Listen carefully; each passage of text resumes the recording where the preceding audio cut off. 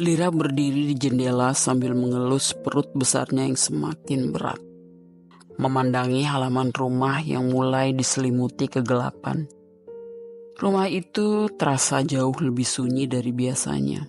Suami dan mertuanya sedang pergi menghadiri sebuah hajatan di salah satu keluarga, dan terpaksa meninggalkan Lira sendirian di rumah. Sinar rembulan yang pucat menyelinap melalui celah-celah tirai, memberikan sedikit penerangan di ruang tamu yang redup.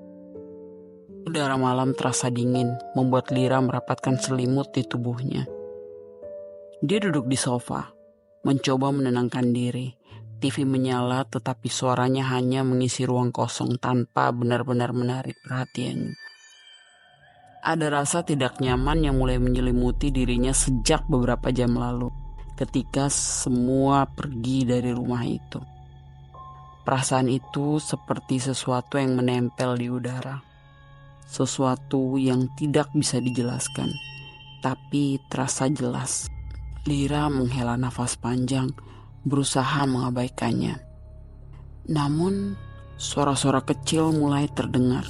Awalnya hanya seperti desiran angin atau bunyi kayu tua yang biasa di rumah.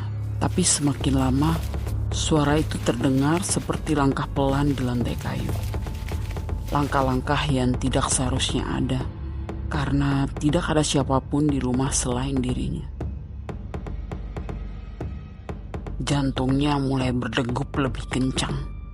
"Siapa di sana?" tanyanya. Suaranya terdengar lemah di tengah sunyi malam. Tak ada jawaban, hanya heningan yang terasa semakin berat. Dia mulai melangkah ke lorong menuju kamar. Tapi saat melewati dapur, matanya menangkap sesuatu di cermin kecil yang tergantung di dinding. Sekelebat bayangan yang melintas di belakangnya. Lira membeku, berbalik cepat. Tapi tak ada apapun di sana.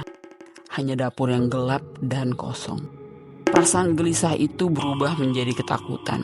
Lira mencoba meyakinkan dirinya bahwa itu hanya bayangan atau imajinasinya yang berlebihan.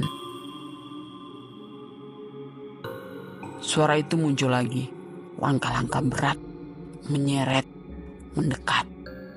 Dengan nafas yang terputus-putus, Lira kembali ke ruang tamu. Tapi kali ini, ketika ia melangkah, ia merasakan sesuatu di udara. Seperti hawa dingin yang berbeda. Seolah ada kehadiran lain di ruangan itu. Dan di sudut matanya ia melihat sosok seorang perempuan berdiri diam dengan rambut panjang hitam terurai, mengenakan kimono putih yang lusuh dan berlumuran tanah. Lira masih kaku di tempatnya berdiri. Tubuhnya bergetar, tapi tidak ada kata-kata yang bisa keluar dari mulutnya. Perempuan Jepang itu dengan kimono putih lusuh dan rambut panjang yang menutupi sebagian wajahnya, berjalan pelan melewatinya tanpa menoleh sedikit. Suara langkahnya terdengar seperti desiran yang menyeret di lantai, membuat suasana semakin mencekam. Lira tidak berani bergerak, hanya bisa memandang kosong saat sosok itu lewat. Tubuhnya dipenuhi rasa takut yang mencekam. Tak lama kemudian, sosok perempuan itu kembali muncul, melewati Lira lagi dengan langkah yang sama.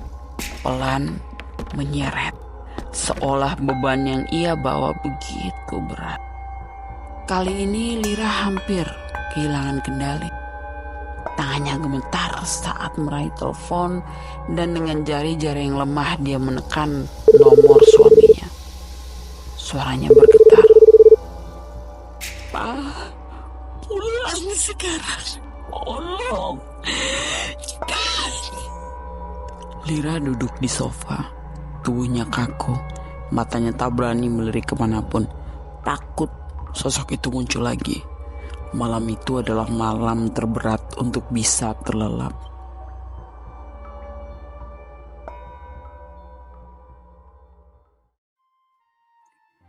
Keesokan harinya, suasana rumah tampak lebih tenang.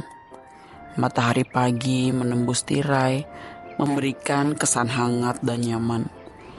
Lira mencoba melupakan kejadian semalam, meski ketegangan masih terasa di udara.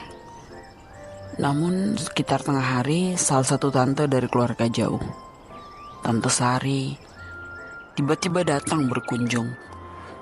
Mereka berbicara sebentar tentang hal-hal biasa, sampai akhirnya Tante Sari bertanya dengan nada serius.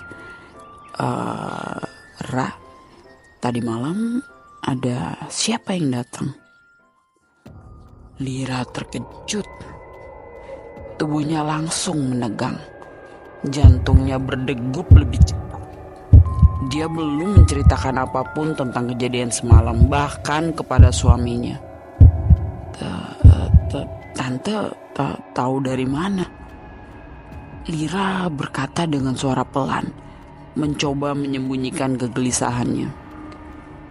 Tante Sari menatapnya dengan ekspresi yang sulit diartikan. Ada perempuan Jepang ya? Dia itu korban pemerkosaan oleh pribumi dan kuburannya ada di bawah rumah ini.